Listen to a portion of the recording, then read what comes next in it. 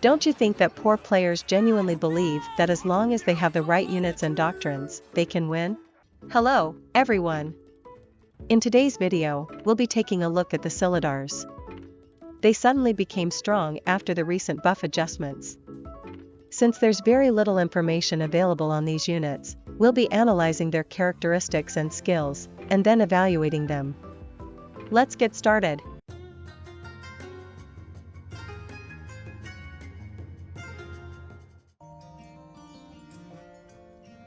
To describe these units briefly, they are infantry with a focus on slashing attacks and slightly faster movement.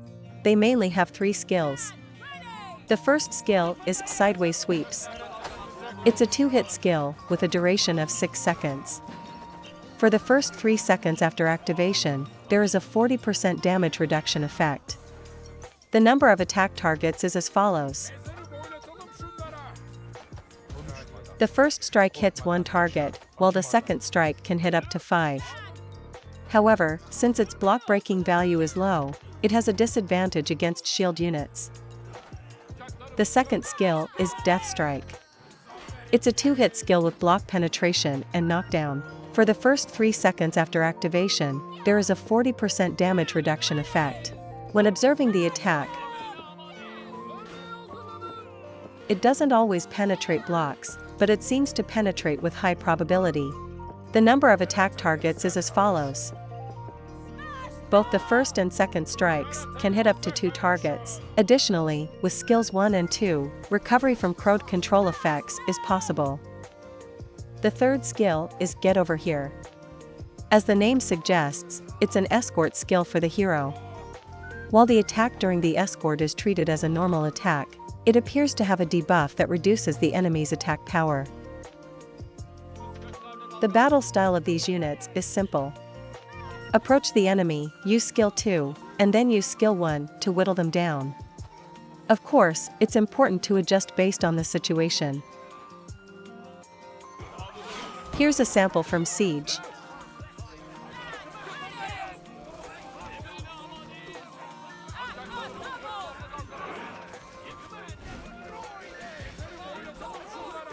They follow and attack the enemy quite persistently.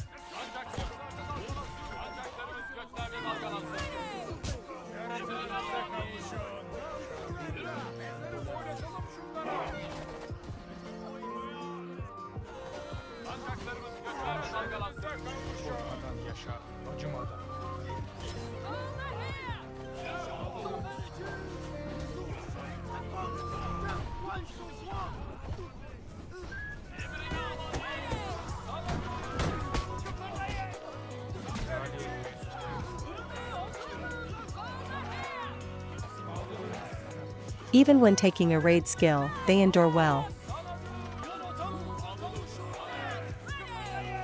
However, there's something I've been concerned about recently. It's the increasing number of poor players. While it could be seen as a sign of more newcomers, many of them lack basic combat skills. First of all, whether they are copying someone else or just being cowardly, there are more players who just stand around watching from the back. If it's a weapon class that can't intervene, it can't be helped, but there are many players in heavy armor who just stand and watch. Poor players do this a lot. Please stop. In the video, I'm just standing behind without doing anything to make it easier to see. Don't imitate this. For those who think, what's wrong with this move? You're in serious trouble. Let me explain the difference.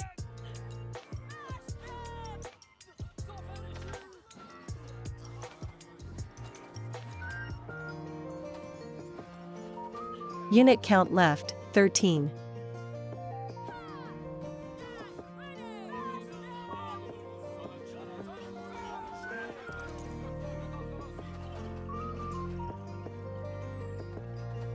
Unit count left, 22. There's a big difference depending on whether the hero intervenes or not. Here's another bad move to point out. First is the positioning problem. What's the point of waiting in this position? Are you copying a poor player's waiting strategy? I've been watching this player's actions, and it looks like they're going to stay here. It's pointless, so I'll try to lure them out with an emote.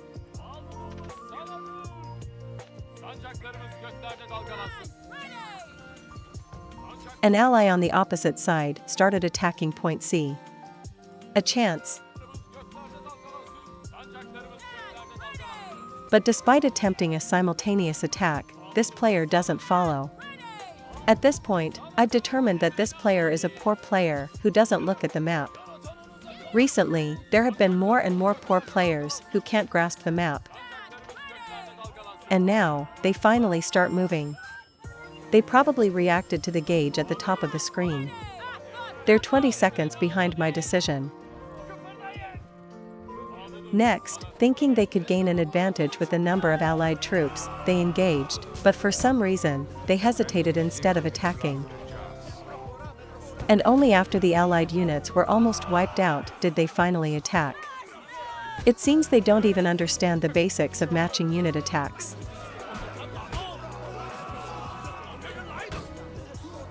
After this, they get easily defeated by cavalry. If they had matched their unit attack with the allies, they could have gotten a kill and dealt with the cavalry, but poor players tend to join in too late. Please focus on coordinating your attacks with your allies. Here's an example of matching attack timing.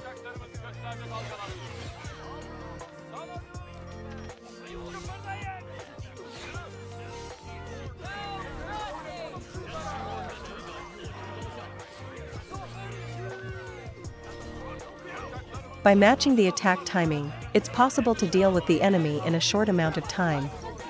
Did you see the difference, poor player? If you understand the reasoning behind odd positioning or moving without checking the map, please leave a comment. Next, let's check the behavior of the Doctrine Paradox. The build used for these units is this. The doctrine list is this.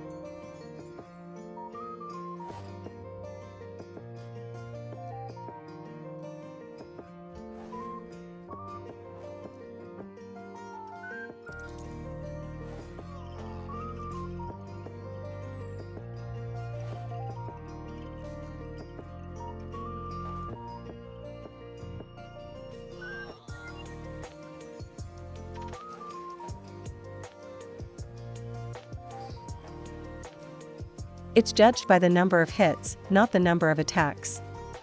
We'll also look at Skill 1, which targets multiple enemies.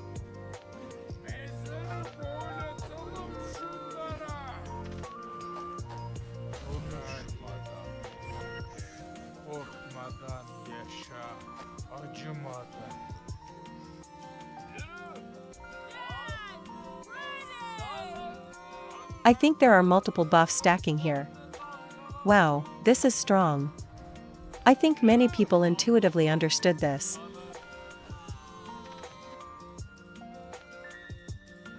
It seems that skill 3 of these troops has an effect that reduces the enemy's attack power. To what extent? I'd like to verify it right away. But the video is getting long, so I'll cover it in detail in another video.